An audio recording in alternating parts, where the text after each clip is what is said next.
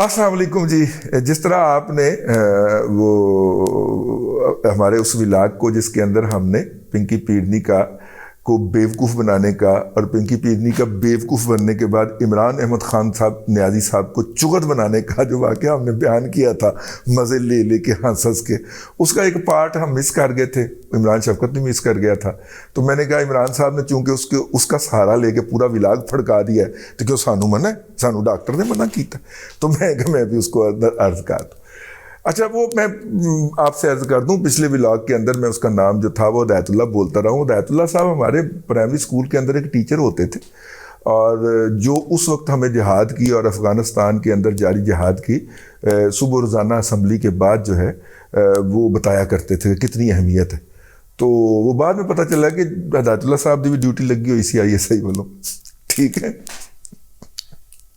ویسے اس موقع کے اوپر جب یہ سامنے آیا کہ کس طرح پنکی پیرنی جو تھی انہوں نے، تو اس موقع کے اوپر ایک جو دوست آگاہ ہیں اس پورے نظام سے، انہوں نے کہا کہ جتنے بھی پیر ہیں اور پیرانے پیر دستگیر جتنے بھی ہیں، یہ سب کے سب پرانے زمانے سے وہ کیا ہے جی، وہ امریکہ کی برطانیہ کی جو ہے ایجنسی، وہ 9 ہے، مطلب کہ مرزا غلام احمد قادیانی بھی انہی کے پے رول پہ تھا، اور یہ جتنے بھی پیرانے پیر جو ہیں پورے برے صغیر کے، یہ بھی انہی کے پے رول پہ ہوتے ہیں. تو وہ جب واپس گئے تو واپس جاتے ہوئے جو ہے وہ مقامی طور پہ ان کا چارج ہینڈ اوور کر گئے. انڈیا کے اندر جو مختلف مزارات ہیں ان کے مسلمان گدی نشین جو ہیں وہ وہاں کی ایجنسی کو رپورٹ کرتے ہیں. ٹھیک ہے.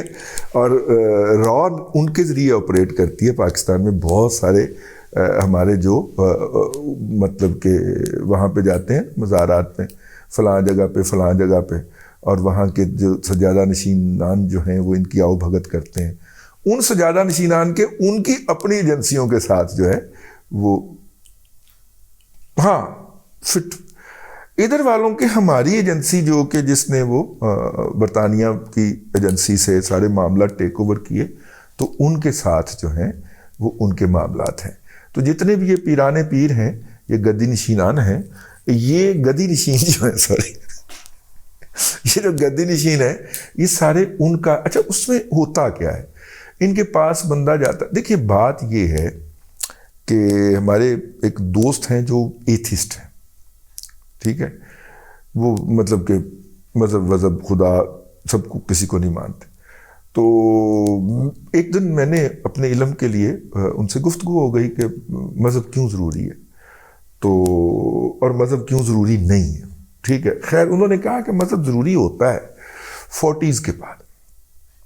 میں نے کہا جی کیوں؟ انہوں نے کہا کہ 40s کے بعد نا آپ کی انرجیز ڈکلائن ہونا شروع ہو جاتی ہیں، جسمانی بھی، نیا علم حاصل کرنے کی صلاحیت کم ہو جاتی ہے. تو جب آپ نئی علم اور نیا مہارتیں حاصل نہیں کرتے تو پھر آپ کو اپنا زوال نظر آنا شروع ہو جاتا ہے. 40s کے بعد آدمی towards the and of the life یا لائف ہیئر آفٹر آخرت کی طرف دیکھنا شروع کر دیتا ہے. اگر ہم اسلام میں بات کریں یا ان کی بات کریں تو وہ towards the and of the life دیکھنا شروع کر دیتا ہے. اگر نان مسلمس کی بات کریں تو اس صورت کے اندر اس کو ایک سائیکولوجیکل سپورٹ چاہیے ہوتی، اور وہ سائیکولوجیکل سپورٹ جو ہے اگر دنیا کی ایک سپریم پاور، جس کو دنیا سپریم پاور کون ہے؟ اللہ تبارک و تعالی. تو اگر وہ آپ کو یہ بیلیف نہیں ہے کہ وہ سپریم پاور جو ہے وہ آپ کے ساتھ کھڑی ہے، تو پھر آپ چھوٹے چھوٹے جو سہارے ہیں ان کی تلاش کے اندر بھٹکنا شروع کر دیتے. یہ ایک ایتھسٹ کے منہ سے آئی ہوئی بات ہے، پھینکنے والی نہیں ہے. تو اس نے کہا کہ اس کے اندر آپ کی اپ برنگنگ کو بھی دخل ہوتا ہے، آپ کی تعلیم کے لیول کو، آپ کے ایکسپوجر کو بھی دخل ہوتا ہے. تو اب بہت سارے لوگ جو کہ لمیٹڈ ویژن کے ہوں گے، جن کا ورلڈ ویو بہت لمیٹڈ ہوگا، آپ towards the and of the life انہیں بہت زیادہ عبادت گزار پیر پرست ہوتے ہوئے دیکھیں گے. ٹھیک ہے. اور میں نے جب دیکھا تو ان کی بات جو ہے مجھے کافی حد تک درست لگی. یہ جو ایک ادارے کے اندر بھرتی ہو گئے اور 42 سال اسی میں سروس کر کے ریٹائر ہو گئے، درمیان میں صرف بریک اتنا آیا کہ اگر کہیں فورن ٹریننگ پہ چلے گئے یا فورن اپوائنٹمنٹ پہ چلے گئے، اس کے علاوہ ورلڈ ویو ہی کوئی نہیں. ٹھیک ہے. مطلب اگر کسی شادی میں چلے گئے ہیں تو میجر صاحب کلے بیٹھے ہوئے نے, باقی سارے بچے بچیاں کھیلتے پھر رہے ہیں, وہ باقی سارے رشتے دار بھی ادھر ادھر پھرن رہے ہیں. کوئی سمجھتے ہیں کہ بڑا افسر ہے اس کو یہ نیڑے نہیں لگنا, اور کوئی سمجھتے ہیں کہ گوف آدمی ان منہ نہیں لانا. لہٰذا وہ اپنے کلے ہی بیٹھے ہوئے ہیں. لوگ آندے نے بڑے احترام سے, سر کیا حال ہے, خیریت سے, اور کر کے جا کے دوبارہ اپنی جگہ پہ بیٹھ جاتے ہیں. وہ اپنی فیملی کے اندر, اپنے ماحول کے اندر آئسولیٹڈ ہوتے ہیں. ٹھیک ہے یار, میرا مطلب ہے کہ وہ مہندی پہ ناچ نہیں سکتا یار. ٹھیک ہے, اور جب حالانکہ اس کے اندر ٹیلنٹ بہت ہوتا ہے اس بچے کے اندر. ہماری اپنی فیملی کے اندر بھی یہی حال, وہ اس کو ایکسکلوڈ کر دیا جاتا ہے باقی ساری بچوں کی ایکٹیویٹیز میں سے, حالانکہ وہ بھی انہی میں سے گیا ہوتا ہے نا. لیکن میں کافی زیادہ اس کے اوپر ڈانٹ ٹپٹ بھی کرتا ہوں کہ یار وہ بھی تو تھوڑا ہے نا, تو انہوں بھی نال نہ لاؤ. وہ ٹھیک ہے, وہ میرا مطلب کمیشن لے گیا تو تسی انہوں ایکسکلوڈ کر دو. لیکن یہ ہوتا ہے جب اس ویو کے ساتھ آپ یہاں پہ آتے ہیں تو پھر آپ کو towards the and of the life, دیکھیں ہمیں سنا کرتے تھے اسلام آباد کے اندر ایک بڑی امام گروپ بنا ہوا ہے, ہمارے ابصار عالم صاحب بھی سنا اس کے رکن تھے, اور جنرل باجوہ صاحب بھی اس گروپ کے رکن تھے. اس گروپ نے باقاعدہ لابنگ کی تھی. عرفان صدیقی صاحب بھی سنا اس گروپ کے ممبر تھے. تو یہ, لیکن باجوہ صاحب نے پھر جب چارج سنبھالا ہے تو پھر اس نے ہر بڑی امام کے گروپ کے بندے کو پہنتا ہے.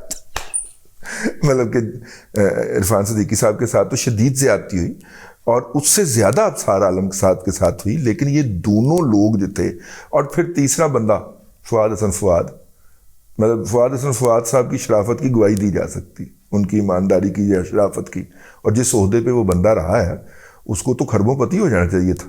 ٹھیک ہے, لیکن ان تینوں بندوں کے اوپر الزام تھا کہ یہ بڑی امام گروپ سے ہیں, اور بڑی امام گروپ سے باجوہ آیا تھا.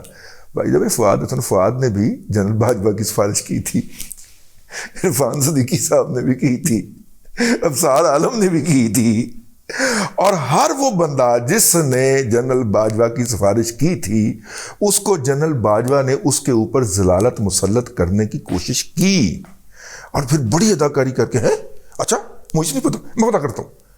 اور پھر وہ میں نے کہہ دیا ان کو وہ رہائی کر دیں گے بیٹا, تو وہ آپ جا کے ابا جی کو لے آنا. پھر ان کے عزیزوں کو یہ کہہ کے رہائی بھی کروا دی عرفان صدیقی صاحب کی راتوں رات.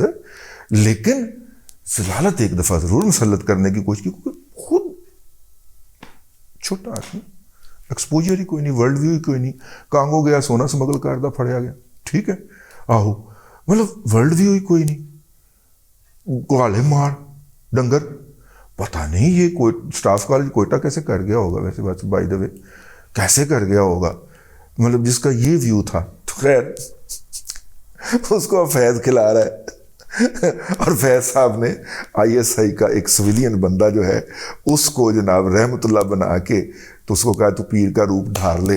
اور وہ رحمت اللہ جو ہے اس کو وہ انسٹرومنٹ تک رسائی دے دی گئی ہے جو کہ ان کے ٹیلی فون کی مانیٹرنگ کر رہا ہے. وہ اس مانیٹرنگ سے باتیں اٹھاتا ہے, ان کی بالکل پرسنل باتیں. وہ فون پہ جو فون منہ دے وچ واڑ کے نہیں کری تھا,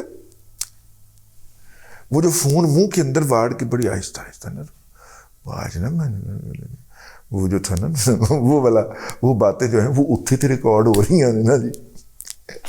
اس کا مطلب ایک اور بھی ہے, واٹس ایپ دی کال محفوظ کوئی نہیں, تو واٹس ایپ پہ کال کرتے ہوں گے, تو واٹس ایپ پہ کال کر رہے ہیں, وہ بتاتے ہیں, وہ اس میں سے نوٹس لے کے اگلے دن حق ہو کر دیا, پہنچ جاتا بشرا بی بی کول. اب گوگی تھی آؤٹ ہو گئی نا, اس نے صرف رسائی کروانی تھی, وہ کروا دی, اس کے بعد وہ آؤٹ ہو گئی. اور وہ اسے بتاتا ہے, پیرنی جو ہے وہ عمران خان کے اوپر سوار ہو جاتی ہے.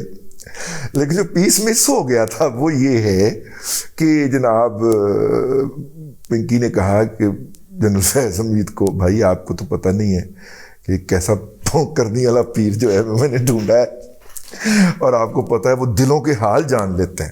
ٹھیک ہے, مائی فون تے جو کر دیجیے وہ دلوں کے حال جان لیتے ہیں. میں آپ کو اس سے متعارف کراتی ہوں. اس نے کہتے والے کہتے ہیں, اس کی ویڈیو بھی بنی ہوئی ہے, کہ وہ جب انہوں نے متعارف کروایا تو فیض حمید نے باقاعدہ اپنے سپر ڈوپر ٹوپر جو سبارڈینیٹ تھا اس کے ساتھ اس کے ہاتھ جو تھے وہ چوم کے آنکھوں اس کے گھٹنوں کو ہاتھ لگایا، اور جب تک پیر صاحب بیٹھے رہے فیض حمید کھڑا رہا کہ بڑی کرنی والے پہنچے ہوئے پیر نہیں آ رہا، اپنے ہتھی پیر بنا کے وہ اس کی تکریم کری جا رہا ہے۔ یار میرا تو ہاسا ہی نہیں رکن دیا یار وہ بندہ تو ہے پرفیکٹ ایکٹر جس نے رحمت اللہ، ٹھیک ہے، لیکن آپ فیض حمید کے ٹیلنٹ کا اندازہ کریں یار، اس کو سنہرے دن کے اندر کیوں کاسٹ نہیں کیا گیا؟ خوبصورت بھی ہے ماشاءاللہ، ہے چٹا گورا بھی ہے، شاید چھوٹے قد کی وجہ سے تھا کیا گیا ہو، اس میں ذرا وجیح بچے دکھانے مقصود تھے۔ تو یار اس کو نا، اگر اس میں آپ شعیب منصور صاحب آپ کی نظر جو ہے وہ ایک بہت ٹیلنٹ مس کر گئی سنہرے دن کے ڈرامے کے اندر نا، آپ کو اس وقت یہ ہوگا کیپٹن میجر کے لیول کے اوپر نا، جب 80s کے اندر تو یہ کیپٹن میجر ہی ہوگا نا، تو اس وقت اس کو کرنا چاہیے تھا آپ کو اس میں کاسٹ نا، اتنا ٹیلنٹڈ آدمی اور جس کو خود اسائن کیا ہے اسے ہاتھ چومی جائے۔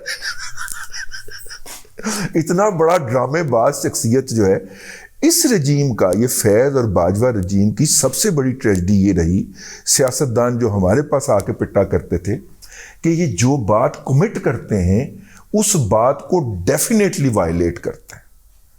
یہ جس بات کی کمٹمنٹ کرتے ہیں آپ کے ساتھ بیٹھ کے باقاعدہ مردوں کی طرح بات کرتے ہیں، ان کی زبان قابل اعتماد نہیں ہے، ٹھیک ہے، اور یہ ہمہ وقت دھوکہ دینے کو تیار رہتے ہیں، اور یہ دھوکے دینے کو اپنی بہت بڑی کامیابی سمجھتے ہیں، اسے پارٹ آف اسٹریٹجی سمجھتے ہیں کہ ہم نے دشمن کو دھوکہ دیا، ٹھیک ہے، اور وہ آپ کو دشمن سمجھ کے ڈیل کرتے ہیں۔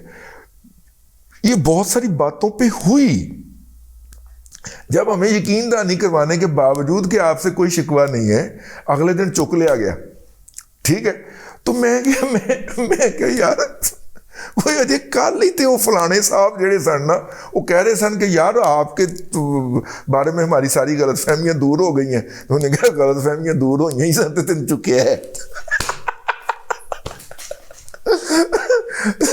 تو آپ کے بارے میں ہمیں کوئی شکوہ نہیں ہے، آپ کے بارے میں ساری غلط فہمیاں دور ہو گئی، اگلے دن چک لیا۔ یہ جو جھوٹ تھا نا ان کا، وہ تو میں جگت کرائی ہے ہمیں پچھلے فکرے، یہ جو جھوٹ تھا نا، یہ اس پوری رجیم کے اندر ٹاپ ٹو باٹم ٹریول کرتا تھا، اور یہ جھوٹ صرف اپنوں کے لیے تھا۔ انڈیا کے ساتھ بڑے مخلص تھے، آپ دیکھیں نا سیز فائر کا ایگریمنٹ جو باجوے نے انڈیا کے ساتھ کیا ہے، بریک ہوا نہیں نا؟ ان کے لیے ان کے دل کے اندر بڑی محبتیں تھیں، ٹھیک ہے، اور انہوں نے پھر محبتیں نبھائیں بھی نا، کشمیر بھی ادھر گیا، اور ہم سیز فائر کے اوپر ہیں، ٹھیک ہے نا، تو آڈے میرے بچیاں نو کشمیر دے جہاد دے پیچھے لا کے ہم سیز فائر کے پیچھے چھپے ہوئے ہیں، یہ وہ رجیم ہے، ٹھیک ہے نا۔ تو بہرحال ان کے ڈرامے بے نقاب ہو رہے ہیں، آپ نے اور میں نے، اور تو ہم کچھ کر نہیں سکتے ان کو ہم نے 5-6 لاکھ روپیہ نہیں 2.5-3 لاکھ روپیہ پینشن بھی دینی ہے، تا مرگ ان کے مر جانے تک ہم نے ان کو کھلانا بھی ہے، ہم اور کچھ بھی نہیں کر سکتے۔ کم از کم ان کی جہالت کے اوپر، کم آگاہی کے اوپر انجوائے تو کر سکتے ہیں نا یار، ایسے سے کوئی نہ پابندی ہے، ٹھیک ہے نا، تسی ویکھو۔ واہ، فیض حمید صاحب کو آسکر کے لیے نامزد کیا جانا چاہیے، اتنا اچھا ایکٹر تھا، ہم نے اس کو جرنیل بنا کے اس کا ٹیلنٹ ہی ضائع کر دیا یار۔ اب تک کے لیے اتنا ہی، اگلے ولاگ کے اندر پھر حاضری ہوتی ہے۔ اللہ تبارک و تعالیٰ آپ کو آسانیاں عطا کرے اور آسانیاں خلق خدا میں تقسیم کرنے کی توفیق عطا کرے۔